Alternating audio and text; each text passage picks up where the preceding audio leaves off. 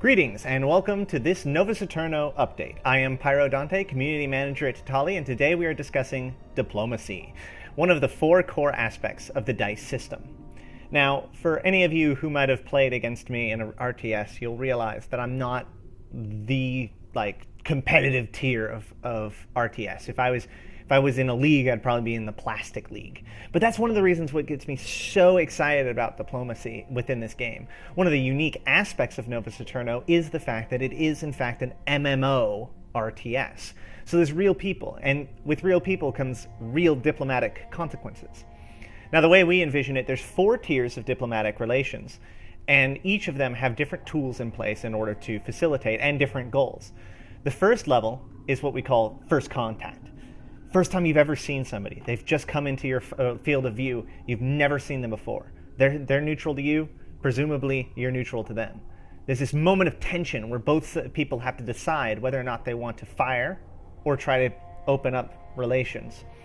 Well, let's make this even more complicated. Let's say you're embroiled in a battle with another player, and then a third player stumbles upon it, which can totally happen in our non-sharded universe. Well, that person can either offer to help one side or the other, or just try to clash with both. So let's say they start shooting at the other guy. So you have to make a decision. You can green them or mark them as a friendly. This gives an order to your entire forces to not fire upon this newfound ally. Or if you decide to not trust them, you can set them to neutral. Or if you decide that you're strong enough to take them both, you might set them to hostile, which tells your forces to fire at will. So already we have a certain level of diplomatic relations. It's not strong and it's not concrete. In fact, you can set them to green and they could set you to red. And until they start firing at you, you don't notice this, and then you're going to have to backtrack on your decision. But already we're getting to know another player and have a decision that's made off of that. Our second level is small agreements or public statements. So you can actually make public statements about another player. Let's say another player has been bullying you, setting up blockades and ruining your day. You can make a public statement against them so that other players can see it. And let's say it turns out that they've been bullying other players. Maybe multiple people that they've all been bullying can all band together and make that bully decide to either leave and find other people to bully, or maybe play a little bit nicer. Also, with public statements, you can say good things about people. So you've done a trade with somebody and they came through and they were really awesome. You can +1 them or whatever, and then other people can see that this is a trustworthy person. So in that way, we have a permanent record that kind of is grown about your character and your nature within the game.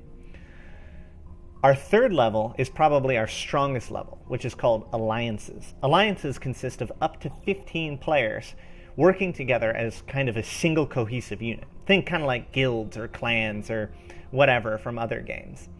We've limited this to 15 because it's important to allow empires to grow and to decay. If we provide too many tools to too large of an empire, then that will become kind of the end state of the game, which we have a different plan for that, which I'll get to in just a second. So this alliance can actually work together in a tight-knit way that other groups cannot do, and work on goals that no single player can achieve. Not only do being in alliance with somebody guarantee a certain level of trust with them, they can't fire on you, they can't do basic things without at least dropping out of the alliance to inform you that there's something wrong. But also, you can work on grand projects. Like, for instance, you can put a Dyson sphere around and start collecting massive amounts of power and energy from the sun. And what's interesting is that as alliances continue to do this and build up the Dyson sphere, it's actually going to take power away from other planets as they begin to get less energy from the sun's rays. So in that sort of sense, you can create kind of localized change until an alliance becomes so annoying that maybe other people will want to face it. Our final level is called coalitions. Coalitions aren't nearly as well bound together mechanically as alliances are. There's no guarantee that another member of another alliance won't fire at you or won't try to ruin your day in some way. But there's more or less a public coming together of multiple alliances to form a coalition. Now, we don't want coalitions to become like the end state where like everybody's just always in a coalition all the time, because we've realized that that's probably not a really good end state for the game. But we definitely want goals for coalition that give rise to these coalitions for certain things. For example, a coalition may decide to take over an entire sector of space, or maybe a coalition could take on one of the NPC factions and perhaps either build them up or eradicate them. And therefore, coalitions are more like people under a unified goal in order to create an indelible mark on our game. And we think that that's really cool.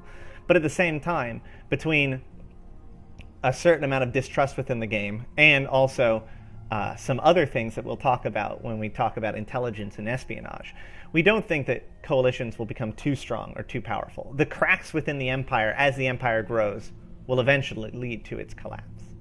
So I hope that all of you are as excited as I am about diplomatic relationships and getting in there and making sure that, everything from a small band of players that are friendly and working together all the way to an intergalactic summit of United Nations.